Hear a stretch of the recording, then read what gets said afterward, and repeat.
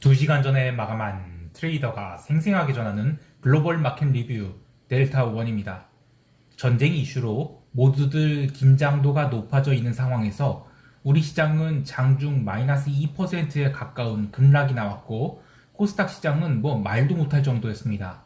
하지만 정작 당사자인 유럽 시장은 장 초반 마이너스 2% 하락이 나왔던 것을 약보합까지 당겨 놓았는데요. 시장이 리스크 요인과 감내해야 할 부분에 대해서 이야기해보자 합니다. 먼저 아시아 세션 갑니다. 코스피 시장은 갭 다운이 나왔지만 미국 시장 하락분에 비하면 갭 다운이 나온 것도 아니었죠. 게다가 처음에는 매수세가 들어오기도 했는데요. 하지만 오늘은 현물 매도가 있었습니다.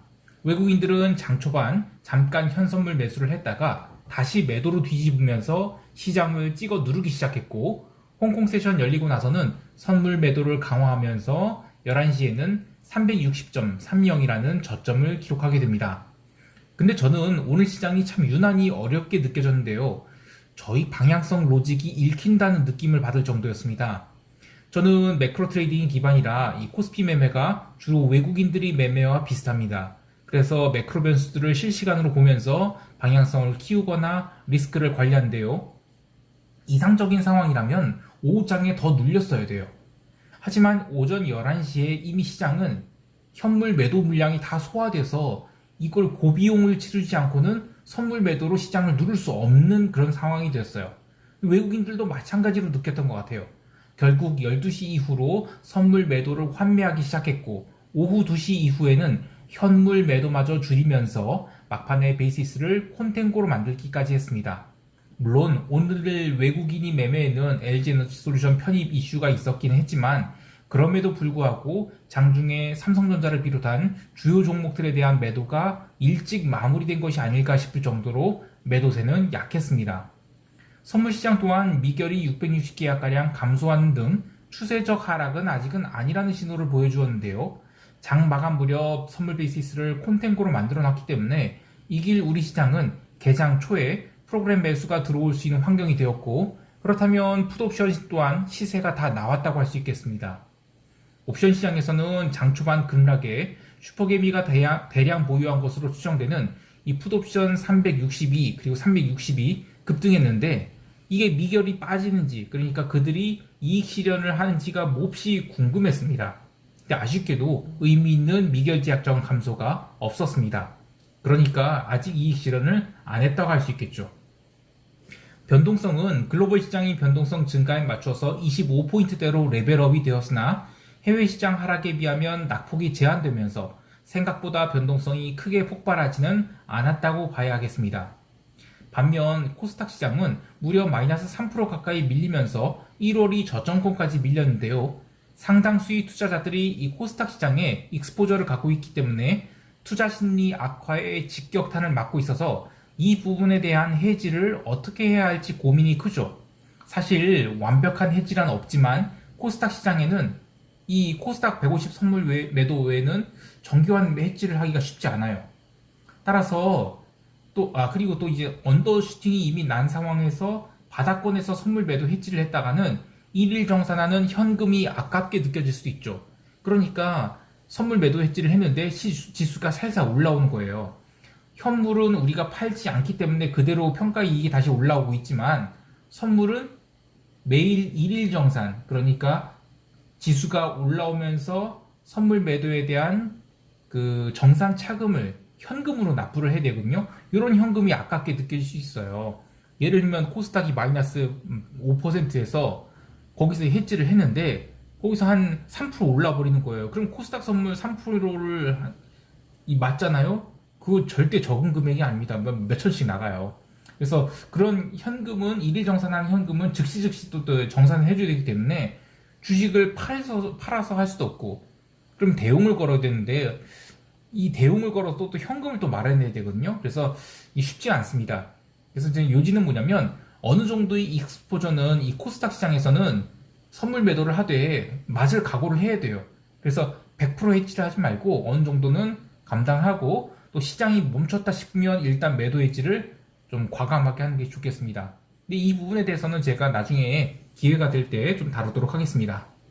다시 시황으로 돌아와서 오전에 저점을 기록한 코스피 시장은 오후 들어서 현물 매물이 더 이상 나오지 않으면서 점진적인 반등을 했는데요.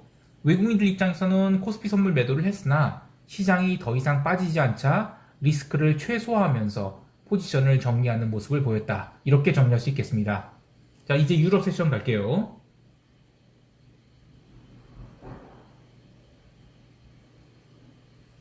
유럽 세션에서 전쟁 이슈 때문에 유럽 증시가 빠졌다라고들 하는데 저는 그보다는 옵션 만기를 사흘 앞둔 상황에서 감마 엣지가 나와서 급락이 나왔다라고 보고 있어요. 유럽 증시는 이번 주가 만기주예요. 그래서 개장 전부터 지수 선물에 델타 엣지가 들어오고 있었는데요. 본장 개장하자마자 풋 옵션이 급등하면서 풋 감마가 살아나자 감마를 해지하기 위한 선물 매도가 막 닥치고 쏟아지기 시작하면서 1시간 만에 닥스 기준 14,831포인트까지 밀려버렸어요. 거의 2% 넘게 밀린 거예요. 근데 이게 우리 시장 코스피 흐름과 조금 비슷했다는 느낌이 드는데요. 우리 시장도 어쨌든 전쟁 이슈를 장 초반 1시간 동안만 반영을 하면서 지수 급락을 가져왔죠. 하지만 그렇게 지수를 급락시키고 나서는 더 이상 시장이 하락을 하지 않으면서 점점 저가 매수가 들어오기 시작했고 또 해지 수요도 발생하지 않으면서 저녁 9시 35분부터는 숏 커버링이 강력하게 들어오기 시작했습니다. 결국 증시는 그냥 따주기 흐름을 보였지만 그 사이에 닥스 풋옵션 같은 경우에는 무려 10배에서 20배 정도 대시세가 나는 등 이 옵션 만기일에 전쟁 이슈가 발생하면 어떻게 되는지를 여실히 보여준 하루였다라고 할 수 있겠습니다. 참고로 2001년 9월 11일 그때 테러가 있었을 때 한국이 옵션 시장은 뭐 거의 초기 시장이나 다름없었고 또 저는 2003년에 파생 시장에 들어왔기 때문에 시장에서 어떤 일이 있었는지 정확히 알지 못해요. 그래서 근데 이제 그때를 기점으로 풋옵션 묻지마 매수가 마구 들어왔다고 합니다. 그리고 또 옵션 시장에 눈먼 자금들이 꾸준히 유입돼서 2003년만 해도 여전히 뭐 양레이쇼 스프레드로 변동성 매도를 해서 얼마든지 일중으로도 몇 프로씩 이익이 나던 그런 시대였다고 합니다.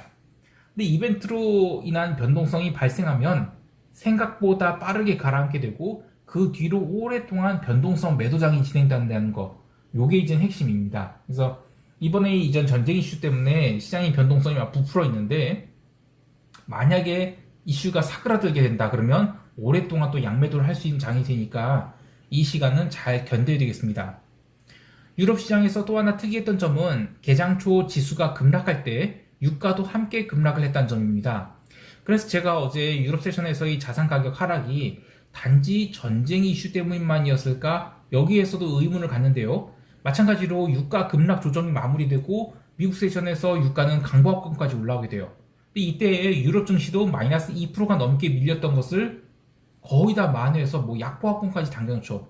심지어 유가는 현물 마감을 앞두고 그 우크라이나 대통령 젤렌스키가 헛소리 한 방 날리면서 순간 급등을 해서 95.82달러까지 상승을 합니다.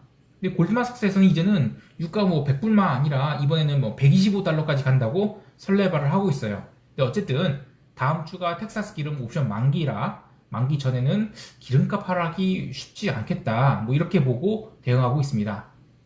구리 가격은 이 상해 금속거래소 오픈과 함께 꾸준히 반등을 했는데요.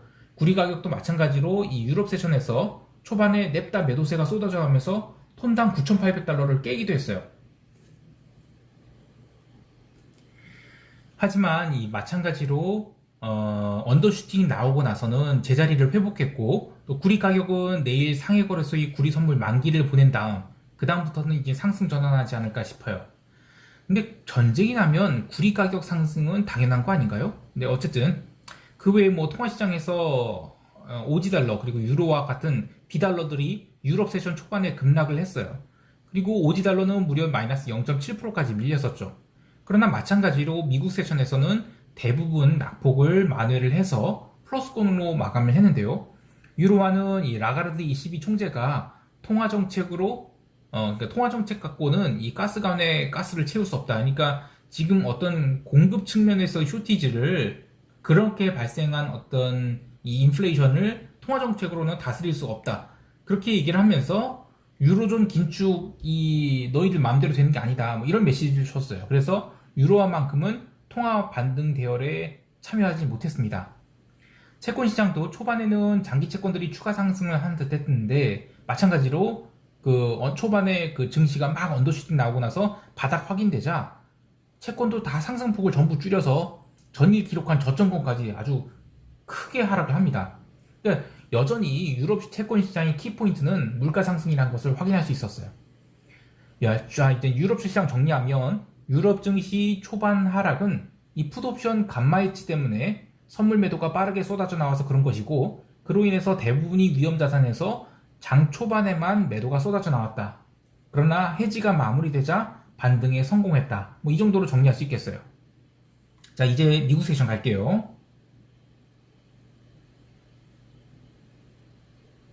미국 증시는 어제 유난히 다우 종목들이 약했습니다. 보잉이나 캐터필러 같은 굴뚝 종목도 약했고, IBM, 또 존슨앤존슨, 파이자, 그리고 거기에 금융주까지 유난히 다우 종목들이 약한 상황에서 나스닥만큼은 꾸준히 매수세가 유입돼서 시장을 받쳤습니다. 물론 장중에 몇 차례 급락 조정이 있었지만 S&P가 마이너스 1% 가까운 조정을 보일 때도 나스닥은 상대적 강세를 유지했을 뿐더러 장마감 때는 나스닥은 어쨌든 보합권까지 올라와서 마감을 했어요. 그러나 실질 움직임은 그닥 좋다고 할 수 없었는데요. 나스닥이 강세를 이끈 것은 테슬라나 엔비디아 같은 이 고베타 종목, 그리고 낙폭 과대 종목이었죠. 마이크론과 AMD도 초반 상승을 이끌었던 종목이고 전반적으로 반발 매수로 올라온 것이지 나스닥의 추세적 매수가 붙어서 시장을 종가 고가로 이끈 것은 아니다 라고 할 수 있겠어요. 거기에 더해 나스닥 변동성은 34.07포인트로 마감을 했는데 실질 변동성은 26에서 한 28포인트 정도밖에 되지 않는데도 불구하고 옵션 가격에 리스크 프리미엄이 붙으면서 굉장히 높은 변동성을 유지시켰어요. 근데 이렇게 되면 정말 큰 하락이 아직 남아있다거나 아니면 하락한 척했다가 계속 차근차근 올라오면서 변동성만 죽이는 그런 따주기 장이 나올 것 같은데, 저는 사실 언더슈팅은 끝났다고 봐요. 그래서 후자처럼 점점 올라오는 그런 장이 나오지 않을까 싶습니다. 그 전쟁 리스크의 당사자인 유럽 증시 반등이 그 증거라고 보고요. 개별 종목 보면 모더나가 이 찌라시 기사로 마이너스 11% 급락이 나왔는데, 이 한국 시장이야 옐로우 저널리즘으로 주가가 그렇게 급변하는 경우가 생기는 경우가 있다고 하지만 미국도 그러하냐? 저는 사실 이거는 다른 문제라고 봐요. 그러니까 찌라시 때문에 밀린 게 아니라 이 모더나 CEO의 트위터 삭제 이런 거는 그냥 아무 중요한 문제가 아니라고 봐요. 어쨌든 모더나는 무슨 핑계가 됐든 하락을 지속하고 있는, 그러니까 리오프닝 피해 주식이라고 보기 때문에 내려올 것이 그냥 내려간 것에 불과하다 이렇게 보이는 거예요.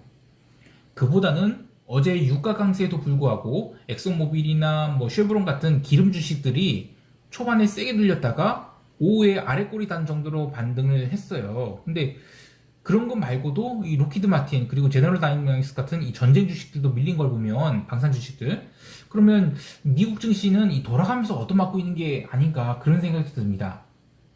자, 이제 시장 총평하면서 대응 전략 이야기할게요.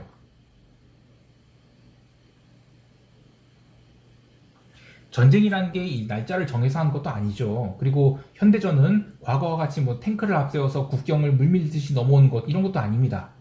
사실상 유가와 천연가스의 급등으로 러시아는 원하는 것을 일부는 얻었을지 몰라요. 미국도 고의적으로 날짜를 정해서 16일 딱 이렇게 박아놓고는 러시아로 하여금 굉장히 짜증나게 만들었어요. 근데 이런 것들이 모든 게 이 새로운 전쟁의 양상이라고 할 수 있겠는데요. 여하튼 우리는 시장에서 이러한 뉴스들이 어느 정도 위험 자산에 충격을 주는지, 그리고 그 지속 여부는 어떠한지를 살펴보면서 리스크 관리를 하면 됩니다.